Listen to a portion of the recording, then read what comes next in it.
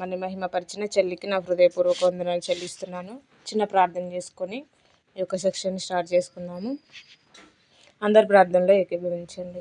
పరిశుద్ధుడా పరలోకమందు ఆసీనుడైన తండ్రి, ఎక్కడైతే ఇద్దరు ముగ్గురు కూడి ఉండి నా నామంలో ప్రార్థన చేస్తూ ఉంటారో వారి మధ్యలో ఉంటానని సెలవిచ్చిన దేవుడు తండ్రి, మీరు మా మధ్యలో ఉన్నందుకు వందనాలు చెల్లిస్తున్నాను ప్రభా. ఈరోజు మత్తయి సువార్త 19వ అధ్యాయం స్టార్ట్ చేసుకొనబోచుండగా ప్రతి వచనం నుండి ఒక పాఠాన్ని మేము నేర్చుకొని నేర్చుకోవడమే కాదు కానీ ఆ యొక్క నేర్చుకున్న వాక్యాన్ని మా జీవితానికి అప్లై చేసుకుంటూ ఎలా మేము తండ్రి ముందుకు సాగాలో తండ్రి నీ కృపచేత మమ్మల్ని నడిపించమని యేసు నామములో ప్రార్థిస్తున్నాను తండ్రి. ఆమేన్ ఆమేన్. అందరికీ వందనాలు.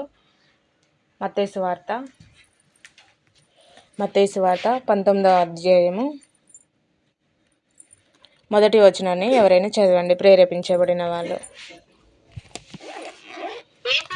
చెప్పి చాలించిన తర్వాత గలిలయ నుండి యోర్దాను అద్దరినున్న యూదయ ప్రాంతములకు వచ్చాను. బహుజన సమూహములు ఆయన వెంబడింపగా ఆయన వారిని అక్కడ స్వస్థపరిచెను. ఓకే నాన్న, చాలు. ఈరోజు మత్తయి సువార్త 19వ అధ్యాయము మొదటి వచనాన్ని ఒకటి చూసుకొని క్లోజ్ చేసుకుందాము. 20 minutesలో మనం క్లోజ్ చేసుకుందాం. ప్రతి ఒక్కరు కూడా ఎవరు లెఫ్ట్ కాకుండా దయచేసి ఉండండి. యేసు ఈ మాటలు చెప్పి చాలించిన తర్వాత గలిలయ నుండి యోర్దాను అద్దరినున్న యూదయ ప్రాంతములకు వచ్చెను. బహుజన సమూహములో ఆయనను వెంబడింపగా ఆయన వారిని అక్కడ స్వస్థపరిచెను. ఇక్కడ మొదటి వచనంలో మనకు యేసుక్రీస్తు యొక్క పరిచర్య ఒక ప్రదేశం నుండి ఇంకొక ప్రదేశానికి వెళ్తూ చేస్తున్నట్టుగా మనకు కనిపిస్తుంది. రెండవ వచనంలో చూస్తే బహుజన సమూహములు ఆయనను వెంబడింపగా ఆయన వారిని అక్కడ స్వస్థపరిచెను. బహుజన సమూహములు అంటే అక్కడ ఒక్కరు, ఇద్దరు లేక ముగ్గురు అని సంఖ్య ఏమి రాయలేదు. బహుజన సమూహములు అని అంటే మనము అంటే చెయ్యితో వేళ్ళతో లెక్క పెట్టేది కాదు, లేకపోతే సంఖ్యలలో లెక్క పెట్టేది కాదు. బహుజన సమూహములు అంటే అంటే చాలామంది. ఇప్పుడు యేసుక్రీస్తు గలిలయ ప్రాంతానికి వెళ్ళాడు అనుకోండి, ఆ గలిలయ ప్రాంతము చుట్టుపట్ల ఉన్న వాళ్ళందరూ కూడా ఆయన దగ్గరికి వచ్చేవాళ్ళు. ఎందుకు వచ్చేవాళ్ళు అని అంటే స్టార్టింగ్లో యేసుక్రీస్తు స్వస్థతలు అద్భుతాల ద్వారా తన యొక్క సువార్త పరిచర్యని స్టార్ట్ చేశాడు. ఎందుకు అనంటే అప్పటి కాలంలో వాళ్ళు డైరెక్ట్ యేసుక్రీస్తును వాళ్ళు నమ్మాలి అనంటే స్వస్థతలు స్టార్టింగ్ కాలంలో ఎందుకు ఎక్కువ జరిగాయి? మొదటి శతాబ్దం కాలంలో యేసుక్రీస్తు పుట్టినటువంటి ఆ యొక్క కాలంలో ఈ యొక్క స్వస్థతలు అనేది ఎక్కువగా ఆయన చేశాడు. ఎందుకు అనంటే ఇప్పుడు మనకు వాక్యం అందుబాటులో ఉంది. ఒక్కరింట్లోనే 2-3 బైబిల్స్ ఉన్నాయి. మనకి వాక్యం ఇప్పుడు ఏంటంటే మనకు చాలా సమృద్ధిగా దొరుకుతుంది. కాబట్టి ఇప్పటికంటే అప్పుడు ఎక్కువగా వాక్యము వాళ్ళకి ఇంత సమృద్ధిగా వాక్యం అనేది లేదు. సో కాబట్టి ఇప్పుడు అక్కడ యేసుక్రీస్తు మనిషి రూపంలో వచ్చాడు. మనిషి రూపంలో ఆయన వచ్చాడు కాబట్టి అక్కడ ఉన్నటువంటి ఆ ప్రజలు ఆయనను గుర్తించాలి. ఇప్పుడు మనిషి రూపంలో ఆయన ఉన్నాడు, ఆయన దేవుడు అని గుర్తించాలి అని అంటే వాళ్ళు ఎలా గుర్తించగలరు అని అంటే అక్కడ ఏ అద్భుతం చేయకుండా నేనే దేవుణ్ణి, నన్ను మీరు నమ్మండి అనేసి ఒకవేళ యేసుక్రీస్తు చెప్పాడు అనుకోండి, అక్కడ ఉన్న వాళ్ళందరూ కూడా నువ్వు చూడడానికి మనిషిలాగానే ఉన్నావు. ఆయన కూడా శాస్త్ర పరిచయాలు చాలామంది నమ్మలేదు. ఆయన చేసినటువంటి అద్భుతాలు చూసి కూడా చాలామంది నమ్మలేదు. కాబట్టి అక్కడ వాళ్ళు దేవుని యొక్క శక్తిని తెలుసుకోవాలి అని అంటే ఖచ్చితంగా అద్భుతాలు జరగవలసిందే. మరలా అప్పటి కాలంలో చూస్తే ఇప్పుడు మనకి మెడికల్గా చాలా మెడిసిన్ అందుబాటులోకి వచ్చింది. కానీ అక్కడ పాత నిబంధన కాలంలో చూస్తే వాళ్ళకి అంతగా మెడిసిన్ అనేది ఎక్కువగా అంటే ఇంతగా ఇప్పుడు టెక్నాలజీ బాగా పెరిగింది కాబట్టి మెడిసిన్ ఇప్పుడు బాగా మనకి ఏ సమస్యకైనా ఏ రోగానికైనా కూడా మెడిసిన్ కనుగొన్నారు. టెక్నాలజీ పెరిగింది, ఆ యొక్క మెడిసిన్ వాడుతున్నాము. కొన్ని రోగాల నుండి నయం అవుతుంది, నయం కాని రోగాలను దేవుడు కూడా స్వస్థపరుస్తున్నాడు. అయితే అక్కడ ఎందుకు అద్భుతాలు పాత నిబంధనలో ఎందుకు అంటే మనకి దేవుడు యేసుక్రీస్తు వచ్చినటువంటి ఆ కాలంలో ఎందుకు అద్భుతాలు ఎక్కువగా జరిగాయి అని అంటే అప్పటి కాలంలో మెడిసిన్ కూడా ఎక్కువ లేవు. అంతేకాకుండా దేవుని యొక్క శక్తిని వాళ్ళు తెలుసుకోవడం కొరకు అద్భుతాలు జరిగాయి. అంతేకాకుండా ఇంకా వాక్యాన్ని స్థిరపరచడం కొరకు దేవుడు చాలా అద్భుతాలు చేశాడు. అయితే ఇప్పుడు అంటే ఈ యొక్క వచనంలో నుండి మనకు స్వస్థతలు ఇప్పుడు బహుజన సమూహంలో ఆయనను వెంబడించేవారు నేను చాలాసార్లు మీకు చెప్పాను. క్రీస్తును వెంబడించే వాళ్ళు 2 రకాలైనటువంటి ప్రజలు ఉంటారు. ఒక రకానికి చెందినటువంటి ప్రజలు ఎందుకు వెంబడిస్తున్నారు అనంటే కేవలము స్వస్థతలు, అద్భుతాల కొరకు, ఆశ్చర్య కార్యాల కొరకు వెంబడించే వాళ్ళు కొంతమంది ఉంటారు.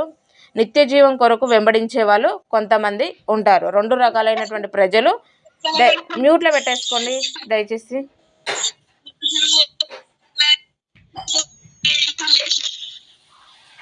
హానోక్ బ్రదర్ మ్యూట్లో పెట్టేసుకోండి బ్రదర్, దయచేసి మధ్యలో మ్యూట్ తీయకండి. ఓకే, మన 2వ వచనాన్ని మరలా ఒకసారి చూస్తే, బహుజన సమూహములను ఆయనను వెంబడింపగా. క్రీస్తును వెంబడించే వాళ్ళు నేను చాలాసార్లు చెప్పాను, మరలా ఒకసారి గుర్తు చేస్తున్నాను. క్రీస్తును వెంబడించే వాళ్ళు 2 రకాలైనటువంటి ప్రజలు ఉంటారు. ఒక్కరు ఏంటంటే అద్భుతాలు, స్వస్థతల కోసం వెంబడించే వాళ్ళు, అంటే వాళ్ళకు క్రీస్తు యొద్దకు వస్తే వాళ్ళకి ఏదైనా ఒకటి దొరుకుతుందేమో, క్రీస్తు యొద్దకు వెళ్తే మాకు ఇల్లు కట్టబడుతుంది, లేదా క్రీస్తు యొద్దకు వెళ్తే మాకు ఈ రోగం పోతుంది, క్రీస్తు యొద్దకు వెళ్తే మాకున్నటువంటి సమస్యలన్నీ తీరిపోతాయి అనేటువంటి ఉద్దేశం చేత కొంతమంది అంటే అప్పటి కాలంలో వెంబడించారు. అంటే స్వస్థతల కోసం. అప్పుడు వాళ్ళందరూ కూడా ఏంటి స్వస్థత కోసం వచ్చారు అని అంటే అప్పటి కాలంలో కుష్టు వ్యాధి, ఇంకా అప్పటి కాలంలో వాళ్ళకు వచ్చేటువంటి ఆ సీజన్లో వాళ్ళకు వచ్చేటువంటి సమస్యలు వాళ్ళకు ఉండవచ్చు. కాబట్టి అవన్నీ కూడా తీరిపోవాలంటే అక్కడ ఒక వ్యక్తిని స్వస్థపరుస్తూ ఉంటే ఎవరైనా ఒకరు చూశారనుకోండి, వెంటనే వాళ్ళు పోయి ఇంకొకరికి చెప్పడం, ఇంకొకరికి పోయి వాళ్ళు ఇంకొకరికి చెప్పడం, అలా ఏంటంటే ఊరు మొత్తం స్ప్రెడ్ అయిపోయేది అనమాట. ఇలా ఏంటంటే క్రీస్తుని వెంబడించే వాళ్ళు 2 రకాలైనటువంటి ప్రజలు. ఒకరు వారికి అవసరతలు తీరడం కొరకు వెంబడించే వాళ్ళు కొంతమంది, ఇంకో కొంతమంది ఏంటంటే నిత్య జీవానికి చేరుకునేంత వరకు. ఇప్పుడు అవసరతల కోసం వెంబడించే వాళ్ళు ఆ కార్యం జరిగితేనే వాళ్ళు నమ్మకంగా ఉంటారు, క్రీస్తుని వెంబడిస్తారు. ఒకవేళ ఆ కార్యం జరగలేదనుకోండి, దేవుని పైన నమ్మకాన్ని కోల్పోతారు, మరలా యేసుక్రీస్తుని వదిలేసేటువంటి అవకాశం కూడా ఉంటుంది. కానీ నిత్య జీవం కొరకు వెంబడించే వాళ్ళు ఎలా ఉంటారు అని అంటే, నిత్య జీవం కోసం వెంబడించే వాళ్ళు వాళ్ళకు ఉన్నటువంటి ఆ యొక్క సమస్య అంటే వాళ్ళకు ఉన్నటువంటి సమస్య తీరినా తీరకపోయినా వాళ్ళ యొక్క గోల్ ఏమై ఉంటుందంటే నిత్య జీవాన్ని చేరుకోవడమే నా యొక్క ముఖ్య ఉద్దేశం. కాబట్టి నాకున్నటువంటి సమస్య తీరినా తీరకపోయినా నేను క్రీస్తును వెంబడించడం మానుకోను. నా యొక్క గోలు, మన యొక్క గోలు ఆ విధంగా పెట్టుకోవాలి. మనం చాలాసార్లు చెప్పుకున్నాం కాబట్టి మన యొక్క గోలు క్రీస్తుని ఎందుకు వెంబడిస్తున్నాము అనేది మనకు మనముగా పరీక్షించుకొని, మనం నిత్య జీవం కొరకు వెంబడిస్తున్నామా, లేకపోతే మనకున్నటువంటి అవసరతల కోసం వెంబడిస్తున్నామా అనేది మనకు మనముగా పరీక్షించుకోవాలి. అయితే ఇప్పుడు ప్రజెంటు మనకి సమాజంలో చూస్తే ఈ యొక్క స్వస్థతలు అనేది యేసుక్రీస్తు కాలంలో జరిగాయి. ఆ తర్వాత యేసుక్రీస్తు కాలంలో ఎక్కువగా జరిగాయి. ఆయన చేశాడు, ఆయన శిష్యులు కూడా చాలా గొప్ప అనేటువంటి అద్భుతాలు చేశారు. అయితే ఇప్పుడు దీనిపైన మనకి సమాజంలో చూస్తే కొంతమంది స్వస్థతలు ఉన్నాయంటారు, కొంతమంది అసలు లేవు, స్వస్థతలే లేవు, స్వస్థతలు ఓన్లీ అపోస్తుల నాటికే స్వస్థతలు జరిగాయి, ఆ తర్వాత స్వస్థతలు అన్నిటి ఏంటంటే ఆగిపోయాయి అనేసి కొంతమంది చెప్తారు. ఇంకో కొంతమంది ఏంటిది స్వస్థతలు ఉన్నాయి కానీ స్వస్థత వరాలు లేవని ఇంకో కొంతమంది చెప్తారు. కాబట్టి ఈ కన్ఫ్యూజన్ అంతా కూడా ఇదంతా కాదు. మనము ఒకటి అంటే ఇదంతా కన్ఫ్యూజన్లో ఒక్కొక్కరు ఒక్కొక్క విధంగా బోధిస్తూ ఉంటారు. కాకపోతే మనము కూడా ఒకసారి ఆలోచించాలి. ఆలోచిస్తే ఇప్పుడు మనకి అపోస్తులుడైనటువంటి పౌలు గారిని తీసుకుందాం. అపోస్తులుడైనటువంటి పౌలు గారు చాలా ఏంటంటే స్వస్థతలు చేశాడు. మనకి అపోస్తుల కార్యం ఒకసారి చదవండి. అపోస్తుల కార్యంలో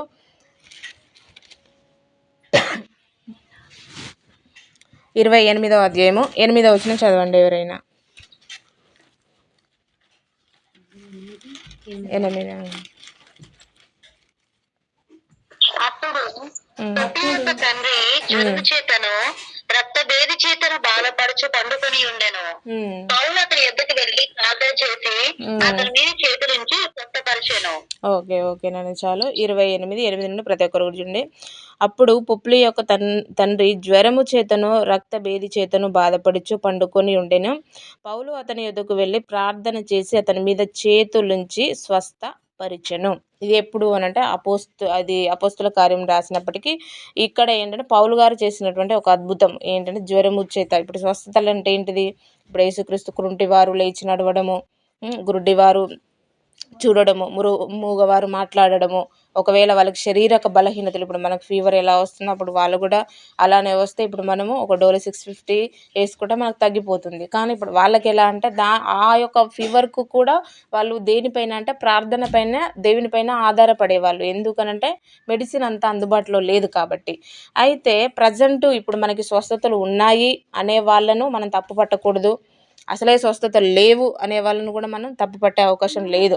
కాబట్టి స్వస్థతలు ఉన్నాయి, స్వస్థతలు అసలే లేవు అనే వాళ్ళ సైడు మనము పూర్తిగా మనం సపోర్ట్ చేయాల్సిన అవసరం లేదు. ఎందుకనంటే కొన్ని సందర్భాల్లో ఇప్పుడు మనకు కావాల్సినటువంటి ప్రతిది కూడా దేవుడు మెడిసిన్ ప్రకృతిలో పెట్టాడు. ఓకే, ఆ ప్రకృతిలో పెట్టిన మెడిసిన్ మనము తీసుకుంటున్నాం.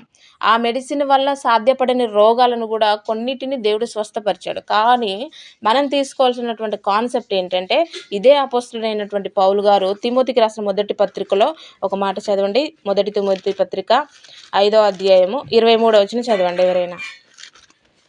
మొదటి తిమోతి పత్రిక 5వ అధ్యాయము 23.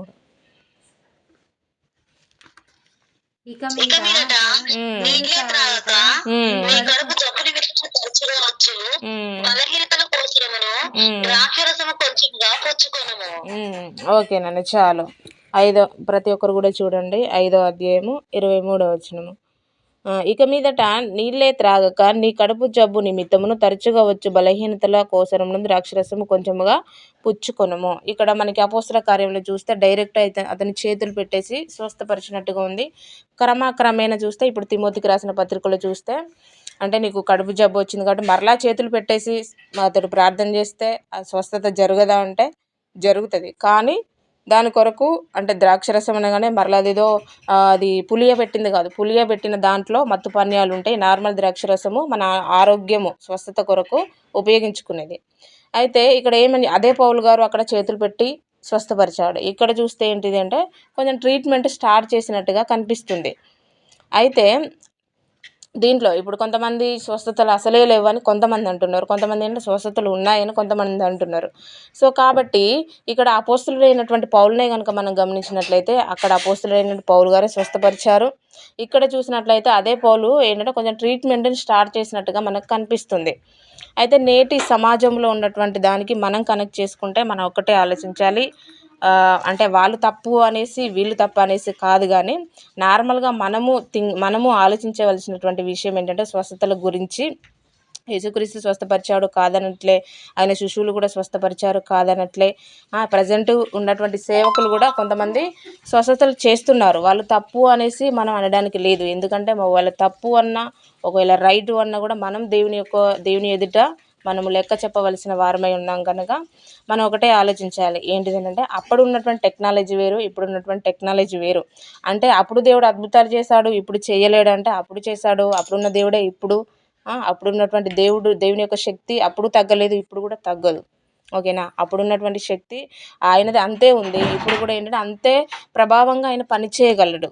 దాంట్లో ఏ భేదం లేదు. కానీ మనము ఒకసారి అంటే లాజికల్గా మనం ఒకసారి ఆలోచిస్తే స్వస్థతలు అనేది ఒకవేళ ఇప్పుడు సేవకుల ద్వారా ఇప్పుడు డైరెక్ట్ దేవుడు ఒకవేళ యేసుక్రీస్తు చేసినట్టు ఇప్పుడు ప్రజెంట్ కాలంలో కూడా అలానే చేయాలి అని అంటే ఇప్పుడు మరి హాస్పిటల్లో చాలామంది అంటే హాస్పిటల్లో బాధపడుతూ ఉండేవాళ్ళు చాలామంది ఉన్నారు. ఆ రోగాలు నయం కాక మరణించిన వాళ్ళు కూడా చాలామంది ఉన్నారు. ఇలా ఏంటంటే సమస్యలతో ఉన్న వాళ్ళు కూడా చాలామంది ఉన్నారు. బ్రదర్ మీట్లో పెట్టేసుకోండి.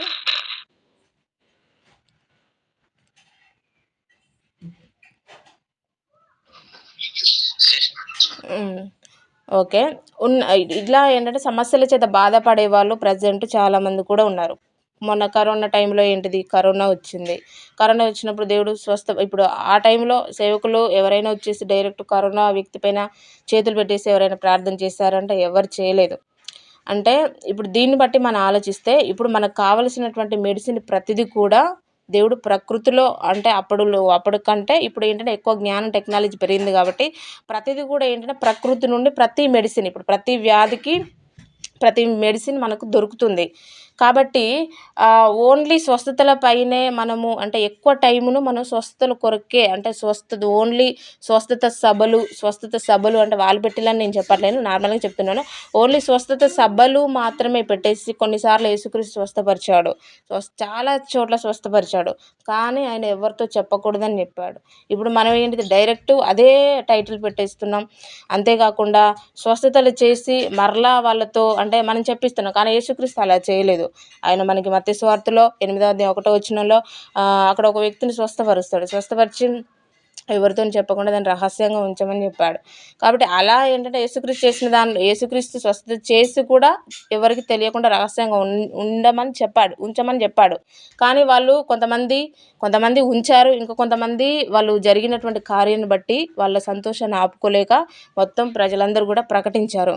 ఏది ఏమైనప్పటికీ దేవుడు స్వస్థపరచగలడు, ఆయనకు శక్తి ఉంది. కానీ మనకు ఉన్నటువంటి ట్రీట్మెంట్ను ఉపయోగించుకుంటూ మనం ఏం చేయాలంటే ఓన్లీ స్వస్థతలు దేవుడే చేస్తాడు.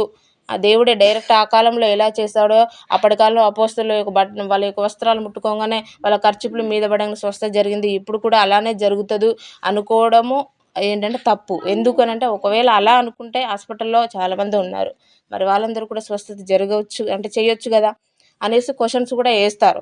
సో కాబట్టి ఈ యొక్క స్వస్థతల గురించి మనము అంటే మీరు లాజికల్గా ఆలోచించాల్సిన విషయం ఏంటంటే మెడిసిన్ అనేది మనకు అందుబాటులో ఉంది కాబట్టి మెడిసిన్ వేసుకుంటూ మనం ఏం చేయాలంటే దేవుని స్తుతిస్తూ ఉండాలి. మెడిసిన్ ఎవరిచ్చారు? ప్రకృతిలో మెడిసిన్ పెట్టింది ఎవరు అంటే దేవుడే.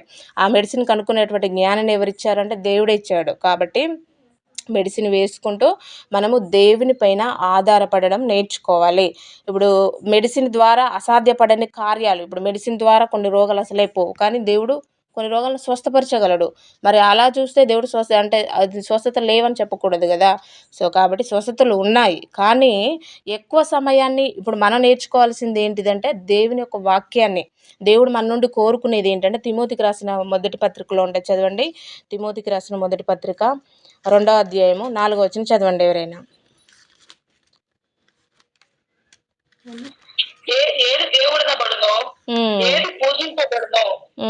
మొదటి తిమోతి పత్రిక 2వ అధ్యాయము 4వ వచనం.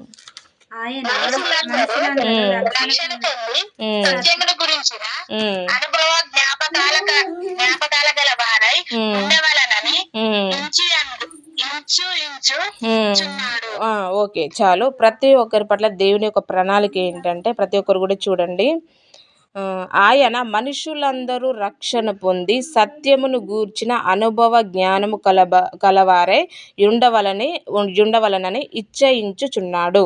ఒకరికి కాదు, మనుషులందరూ కూడా ఆయన మనుషులందరూ కూడా రక్షణ పొంది సత్యము అంటే ఏంటంటే దేవుని యొక్క వాక్యము. ప్రతి ఒక్కరికి కూడా దేవుని యొక్క వాక్యం పట్ల జ్ఞానం ఉండాలి అనేసి దేవుడు కోరుకుంటున్నాడు. ఇప్పుడు దేవుని యొక్క జ్ఞానం ప్రతి ఒక్కరిలో రావాలి అంటే ఓన్లీ స్వస్థత సభలు ఒకటే పెట్టేసి ఓన్లీ స్వస్థతల గురించి మాత్రమే ప్రకటించి వాటి గురించి మాత్రమే ఒక డే నువ్వు సమయానికి మీటింగ్ కొరకు తీసుకుంటే దాంట్లో మనం ఎంతవరకు వాక్యాన్ని బోధిస్తున్నామో, ఎంతవరకు స్వస్థతల కోసమే మనం ఉపయోగిస్తున్నామో అనేది కూడా ఏంటంటే చూసుకోవాలి. ఎందుకు అనంటే దేవుడు ఇప్పుడు మనకు ఉన్నటువంటి జీవితకాలం చాలా కొద్ది. ఇప్పుడు మనమంటే ప్రతిరోజు మనం మీట్ చేసుకుంటున్నాం కాబట్టి మీట్లో ఉన్న వాళ్ళు ఖచ్చితంగా ఏంటంటే ప్రతి ఒక్కొక్క అధ్యాయంలో ఒక్కొక్క రెఫరెన్స్ వాళ్ళు మనందరం మరణించేలోపు బైబిల్ మొత్తం కంప్లీట్ చేస్తాం కావచ్చు. కానీ ఓన్లీ సండే రోజు మాత్రమే చర్చికి వెళ్ళే వాళ్ళు ఎలా దేవుని యొక్క జ్ఞానాన్ని సంపాదించుకోగలరు? ఇప్పుడు ఓన్లీ సండే రోజే ఓన్లీ సండే ఒక్కరోజు చర్చికి వెళ్ళే వాళ్ళు ఉంటారు కొంతమంది. ఆ సండే రోజు ఒక్కరోజు చర్చికి వెళ్తే నువ్వు 3 గంటల ప్రార్థన చేస్తే 3 గంటల్లో 2 గంటలు నువ్వు ఓన్లీ స్వస్థతలకు ఉపయోగించి ఒక 10 నిమిషాల వాక్యం చెప్తే వాళ్ళకు దేవుడు ఏం కోరుకుంటున్నాడంటే వాక్యంలో ఉన్నటువంటి జ్ఞానం వాళ్ళలో రావాలి. వాక్యంలో ఉన్నటువంటి జ్ఞానం వస్తే మనిషి జీవితానికి కావాల్సింది ఓన్లీ శారీరక స్వస్థతనే కాదండి, ఆయన నీతిని, ఆయన యొక్క రాజ్యాన్ని మనం అయితే మనకు కావాల్సిన అన్ని కూడా ఆయన ఇస్తాడు.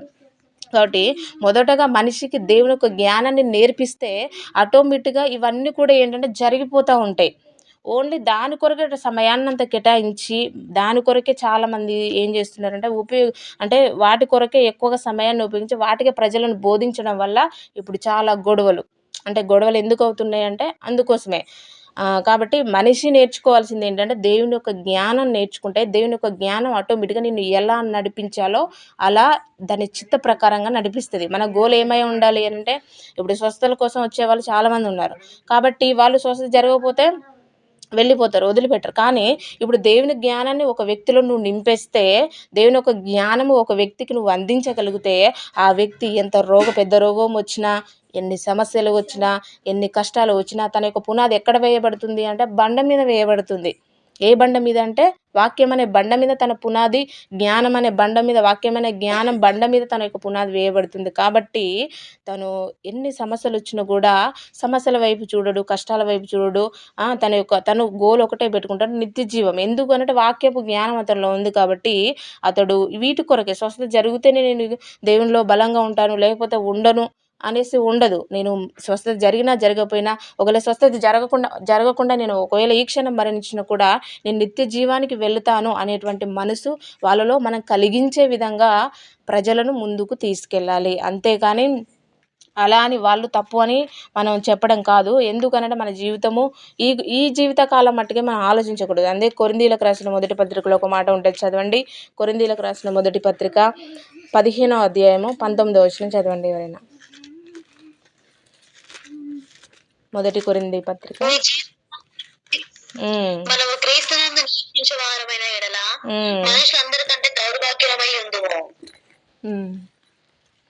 ఓకేనన్న చాలు. 15, 19 ప్రతి ఒక్కరు కూడా చూడండి. లైట్. ఈ జీవితకాలం మట్టుకే మనము క్రీస్తునందు నిరీక్షించు వారమైన ఎడల మనుషులందరికంటే దౌర్భాగ్యులమై యుందుము. మన యొక్క నిరీక్షణ అనేది ఓన్లీ ఈ జీవితకాలం మట్టుకే, అంటే ఓన్లీ మనకున్న సమస్యలను బట్టి, మనకున్న పరిస్థితులను బట్టి నడిపించే వాళ్ళు కూడా అలా నడిపించడం వల్ల వీళ్ళ యొక్క మనస్సు కూడా అలానే మళ్ళీపోయి అలా ఏంటంటే ఇలా ఇక ఒక వారాన్ని ఇలా ఏంటంటే ఈ జీవితం కాలం మట్టుకే ఆలోచించి ఒకవేళ మరణిస్తే మన మనుషులందరూ భూమి మీద 850 కోట్ల మంది కంటే మనమే దౌర్భాగ్యులమని దేవుడు చెప్తున్నాడు. కాబట్టి మన జీవితం అనేది ఈ జీవిత కాలం మట్టుకు కాదు. మన లైఫ్ అనేది ఈ జీవితకాలం మట్టుకు కాదు. మనకు ఉన్నటువంటి సమస్యలు ఇవన్నీ కూడా ఏంటంటే ఈ జీవితకాలం మట్టుకు నాకు స్వస్థత వస్తే సరిపోద్ది, ఈ లోకంలో నేను హ్యాపీగా ఉంటే సరిపోద్ది, ఈ లోకంలో నేను నాకు అన్నీ దొరికితే సరిపోద్ది అనేసి మనం అనుకోకూడదు. ఏది దొరికినా ఏది దొరకకపోయినా, ఇల్లు కట్టుకున్నా చాలామంది నీకు క్రీస్తు యొద్దకు వస్తే ఇల్లు కట్టుకుంటావు, లేకపోతే నీకు ఇది జరగబోతుంది, అది కాదు. మనం ఏంటంటే ఒక మనిషిని నిత్య జీవానికి నడిపించాలి అని అంటే ఆ మనిషిలో ఉన్నటువంటి లోపాలు సరిచేసేటువంటి వాక్యాన్ని బోధించాలి. ఎందుకనంటే ఆ వాక్యము రెండంచుల ఖడ్గము. అది ఎటువంటి పాపినైనా మార్చేంత శక్తి దేవుని యొక్క వాక్యానికి ఉంది. ఇంత గొప్ప వాక్యాన్ని మనం పెట్టేసుకొని దీనిలో ఉన్నటువంటి జ్ఞానాన్ని వాళ్ళకి నేర్పిస్తే వాళ్ళు ఆటోమేటిక్గా వాళ్ళు సమస్యలు వస్తే మరలా ప్రత్యేకంగా వాళ్ళకి ప్రార్థన చేయాల్సిన అవసరం లేదు, వాళ్ళు నిలబడగలుగుతారు. ఎందుకనంటే సమస్య వైపు వాళ్ళు చూడరు కాబట్టి. అంత శక్తి వాక్యంలో ఉన్నది కాబట్టి ఈ యొక్క జ్ఞానం అనేది ప్రతి ఒక్కరిలో ఉండాలి. ఈ యొక్క జ్ఞానం అనేది ప్రతి బైబిల్ స్టడీ అనేది ఓన్లీ ఒకరికి ఇద్దరు కాదు, ప్రతి ఒక్కరికి అవసరం. అందుకే దేవుడు చెప్తున్నాడు, ఈ జ్ఞానం మనకు ప్రజలకు నేర్పించడం మనము ఏంటంటే అలవాటు చేసుకోవాలి. అలా ఏంటంటే ఈ లోకము ఈ కొద్ది జీవితకాలం మట్టుకు ఉపయోగపడే వాటి పైన దృష్టి నిలిపి మనము ప్రజలను ముందుకు తీసుకెళ్తే మనం కూడా ఒకానొక రోజు దేవుని యొక్క న్యాయపీఠం ఎదుట బోధించిన వాళ్ళు నిలబడవలసి వస్తుంది, వినేవాళ్ళు కూడా నిలబడవలసి వస్తుంది. కాబట్టి ఇద్దరూ దేవుని యొక్క ఎదుట నిలబడినప్పుడు ఒకవేళ వారి యొక్క జీవితము కరెక్ట్గా లేకుండా నరకానికి వెళ్ళిపోతే దేవుడు ఎవరిని లెక్క అడుగుతాడు అని అంటే బోధించిన వాళ్ళని అడుగుతాడు. కాబట్టి అలా చాలామంది ఉన్నారు, వాళ్ళని తప్పనట్లేను. కాకపోతే అలా మనము వెళ్ళకూడదు. ఆ వేలో మనం వెళితే మనం మోసపోయే అవకాశం ఉంది. ఎందుకంటే సత్యము అది ప్రసంగి గ్రంథంలో ఒక మాట ఉంటే చదవండి. ప్రసంగి గ్రంథము 7వ అధ్యాయము 24వ వచనము.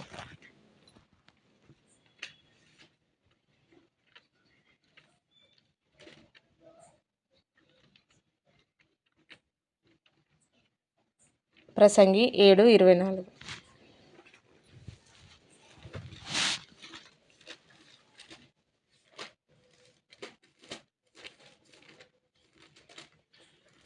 మరణము కంటే ఎక్కువగా దుఃఖము కలిగించుచున్నది ఒకటి నాకు కనబడను. అది వలల వంటిదై ఉరుల వంటి. 7వ అధ్యాయము అమ్మా, ప్రసంగి 7:24 అమ్మా. సత్యమైనది దూరముగాను బహులోతుగాను ఉన్నది, దాని పరిశీలన. ఓకే, చాలు అత్తమ్మ, అమ్మ చాలు. ఓకే, ప్రతి ఒక్కరు కూడా చూడండి. సత్యమైనది దూరముగాను బహులోతుగాను ఉన్నది. సత్యము అంటే ఏదో నార్మల్గా మనకు ఈ యొక్క వాక్యాన్ని అర్థం చేసుకోవడం అందరి వల్ల సాధ్యపడదండి. అది కేవలం పరిశుద్ధాత్మ సహాయం ఉంటే తప్ప వాక్యాన్ని అందరూ బోధించలేరు. నార్మల్గా ఒక ఐఏఎస్ డాక్టర్ని తీసుకొచ్చి వాక్యం బోధించమంటే బోధించగలడా అంటే బోధించలేడు. లేకపోతే ఒక డాక్టర్, ఒక ఆఫీసర్ ఎవరైనా కానీ నార్మల్గా ఈ లోకపరమైనటువంటి జ్ఞానం ఉన్నవాళ్ళు ఎంత జ్ఞానులైనా, ఎంత తెలివి కలవారైనా, ఈ లోకంలో ఎంత గనులైనా, ఎంత గొప్పవాళ్ళైనా కూడా బైబిల్ తీసుకెళ్ళి వాళ్ళ ముందు పెడితే వాళ్ళ వల్ల అది సాధ్యపడదు. అది ఎవరి వల్ల సాధ్యపడదు. ఒకవేళ నువ్వు ఈ లోకపరంగా అన్నిట్లో జ్ఞానహీనుడవైన, బలహీనుడవైన, ఘనహీనుడవైన కానీ పరిశుద్ధాత్మ యొక్క శక్తి నీకు తోడుగా ఉంటే నువ్వు వాక్యాన్ని పరిశుద్ధాత్మ నీలో ఉండి బోధిస్తే తప్ప నువ్వు దాని లోతైనటువంటి మర్మాన్ని నువ్వు వివరించలేవు, చెప్పలేవు. అది మన వల్ల సాధ్యపడదు. ఓకేనా. సత్యం అనేది చాలా దూరముగా ఉంది. లోతుగా ఈ యొక్క లోతైన వాక్యాన్ని తెలుసుకొని జ్ఞానమందు ప్రజలందరినీ కూడా నడిపించి జ్ఞానాన్ని వాళ్ళకు నేర్పించి వాక్యం అనే బండ మీద పునాది వేయాలి అనేది దేవుని యొక్క ప్రణాళిక. ఓకేనా. ఇప్పుడు మన స్వస్థతలని, అద్భుతాలని వీటిపైన మన పునాది వేసుకుంటే బాగా గాలి వచ్చింది, బండ మీద కట్టుకున్న ఇల్లు ఉండిపోద్ది. నార్మల్గా ఇసుక మీద కట్టుకున్న ఇల్లు ఏమైపోద్ది అని అంటే బాగా గాలి వస్తే వెళ్ళిపోతుంది. సో కాబట్టి వేటిపైన మనం వేసుకోకూడదు. ఓన్లీ మనము వాక్యం అనేటువంటి బండ మీదనే మనం పునాది వేసుకోవడం కొరకు మనము ట్రై చేయాలి. వాక్యం అనే బండ మీద వేసిన పునాది, వాక్యం అనే బండ మీద పునాది వేయబడినటువంటి జీవితము మాత్రమే చివరి వరకు కూడా నమ్మకంగా కొనసాగుతుంది. ఎఫెసీ పత్రికలో ఒక మాట ఉంటుంది, చదువుకొని క్లోజ్ చేసుకుందాము. ఎఫెసీ పత్రిక 6వ అధ్యాయము 17వ వచనం చదవండి ఎవరైనా. మరియు రక్షణలో శివప్రాణంలో వాక్యమును ఆత్మతత్వమును ధరించుకున్నది. ఓకే. ప్రతి సమయము ముందు ప్రతి విధమైన ప్రార్థనలు విజ్ఞాపనలు చేయొచ్చు. ఆ విషయమై సమస్త పరిస్థితుల నిమిత్తమును పూర్ణమైన పట్టుదలతో విజ్ఞాపన చేయొచ్చు. మెలకువగా ఉండుడి. ఓకేనండి, చాలు. మరియు రక్షణ అయిన శిరస్త్రాణమును దేవుని వాక్యమును ఆత్మ ఖడ్గమును ధరించుకునుడి. దేవుని యొక్క వాక్యము ఏంటంటే ఖడ్గముతో సమానము. ఖడ్గం అంటే ఏంటిది అంటే సాతాను నువ్వు జయించాలి అంటే నీలో ఏముండాలి అంటే దేవుని యొక్క వాక్యము ఉండాలి. దేవుని యొక్క వాక్యం అనేటువంటి ఆ ఖడ్గము నీలో ఉన్నప్పుడు మాత్రమే నువ్వు దాన్ని జయించగలవు. సాతాన్ని జయించడం అంటే ఏంటిదంటే పాపాన్ని జయించాలి. పాపాన్ని జయించాలి అంటే వాక్యం అనేటువంటి ఖడ్గం మనలో ఉండాలి. అంటే వాక్యం మనకు తెలియాలి. ఇప్పుడు వాక్యం అనేది మనకు తెలియకుంటే, ఇప్పుడు 10 ఆజ్ఞలు మనకు తెలియకుంటే మనము విచ్చలవిడిగా మాట్లాడుతూ ఉంటాం. మాట గురించి మనకు ఒక వాక్యం తెలుసు, లేకపోతే మనకు ప్రతిదీ దేవుడు మన జీవితాన్ని గురించి లెక్క అడుగుతాడు అనేటువంటి మెసేజ్ని మనం తీసుకున్నాం. అలా ఏంటంటే మనకు దాన్ని అంటే వాక్యానికి సంబంధించినటువంటి విషయాలు మనకు తెలిస్తే మనం ఏం చేస్తాం, మన జీవితంలో దాన్ని పాటిస్తాం. పాటించినప్పుడు ఏం జరుగుతుందంటే పాపం చేయనప్పుడు మనం ఎలా ముందుకెళ్తాము అంటే ఆ యొక్క సాతాన్ని జయించిన వారిగా ముందుకెళ్తాం. పాపం చేయకపోవడం అంటే ఏంటిదంటే సాతాన్ని జయించడమే. పాపం చేయకుండా ఉంటేనే మన సాతాన్ని జయించినట్టు. ఆ పాపం చేస్తున్నామంటే ఏంటిది, సాతాను యొక్క చేతిలో మనం ఓడిపోతున్నాము అని అర్థం. కాబట్టి మన సాతాను చేతిలో ఎప్పుడు ఓడిపోతాము అని అంటే వాక్యం మనలో లేనప్పుడు, బండ మీద పునాది లేనప్పుడు మనం ఓడిపోయే అవకాశం ఉంది. కాబట్టి మన పునాది అనేది ఎలా ఉండాలంటే వాక్యం. పరిశుద్ధాత్ముడు ఒకటి అంటే నేను చెప్తున్నాను, పరిశుద్ధాత్మ ప్రతి ఒక్కరు మీరు బాప్తిసం ఎప్పుడైతే తీసుకుంటారో ప్రతి ఒక్కరిలో పరిశుద్ధాత్ముడు ఉంటాడు. కాకపోతే దాన్ని పరిశుద్ధాత్మను మనం ఉపయోగించుకునే దాన్ని బట్టి మనల్ని ఆయన నడిపిస్తూ ఉంటాడు. కాబట్టి ఆయన యొక్క సహాయాన్ని ప్రతిక్షణం కోరుకోవాలి మనం. నాకు తెలియదు, నన్ను నడిపించండి. నాకు జ్ఞానం లేదు, నాకు జ్ఞానం ఇవ్వండి. నాకు పాటలు పాడరాదు, నాకు స్వరాన్ని ఇవ్వండి. నాకు వాక్యం చెప్పరాదు, ఆ టైంలో నాకు జ్ఞానాన్ని ఇవ్వండి. నేను సువార్త నీలో ఎలా నేను వాడబడాలి, నన్ను మీరు నడిపించండి. అలా మనం ప్రతి క్షణము కూడా మనం ఆయనతో మాట్లాడుకుంటూ మన జీవితాన్ని పరిశుద్ధంగా ఉంచుకున్నప్పుడు ఖచ్చితంగా పరిశుద్ధాత్ముడు మనలో వర్క్ చేస్తూ ఉంటాడు. ఆటోమేటిక్గా ఆయన యొక్క నడిపింపు అనేది మనకు అర్థమవుతూ ఉంటుంది. కాబట్టి ఈ విధంగా ఓన్లీ స్వస్థతలపైన జీవితం అనేది ఆధారపడకూడదు. మనం నేర్చుకునేది చాలా ఉంది. దేవుని యొక్క జ్ఞానం ఇంకా చాలా సంపాదించాల్సి ఉంది. వాటి జీవితకాలం మొత్తం వాటి కోసం ఉపయోగించి మరణిస్తే ప్రయోజనం ఏముంటుంది. కాబట్టి మనం మరణించేలోపు ఈ యొక్క జ్ఞానం అంతా మనం సంపాదించుకొని మనము చక్కగా వాక్యానుసారంగా జీవించి దేవుడు కోరుకున్న విధంగా మన జీవితం ఉంటే ఆయన సంతోషిస్తాడు. కాబట్టి ఒకటే ఉండమని చెప్పట్లేడు కదా, అవి కూడా అవసరమే. అవి అవసరం లేదని నేను చెప్పట్లే, అవి అవసరమే. కాకపోతే అవి సెకండరీ. మొదటగా ఓన్లీ ఇదే ప్రాముఖ్యంగా పెట్టుకొని సంఘాలను నడిపించే వాళ్ళు కూడా ఉన్నారు. కాబట్టి అలా అని మనం వారిని అనట్లేదు. కాకపోతే అది కాదు ప్రాముఖ్యం, మనకు దేవుని యొక్క వాక్యము ప్రాముఖ్యము. ఆయన జ్ఞానము చేత మనం నడిపించబడతా ఉంటే ఆటోమేటిక్గా స్వస్థతలు కానీ మన శరీరక అవసరతలు కానీ ఇవన్నీ కూడా ఆటోమేటిక్గా మన వెంట అవే వచ్చేస్తూ ఉంటాయి. ఎప్పుడు నువ్వు దేవుని యొక్క జ్ఞానం నీలో ఉన్నప్పుడు ఆ యొక్క వాక్యమే నిన్ను నడిపిస్తుంది. దేవుడి వాక్యం మీ హృదయంలో ఫలింపచేయనుగాక. ఆమె విత్తబడిన వాక్యం కొరకు చివరి సెక్షన్ మన మధ్యలో ఉన్న విజయ సిస్టర్ గారు నడిపిస్తారు.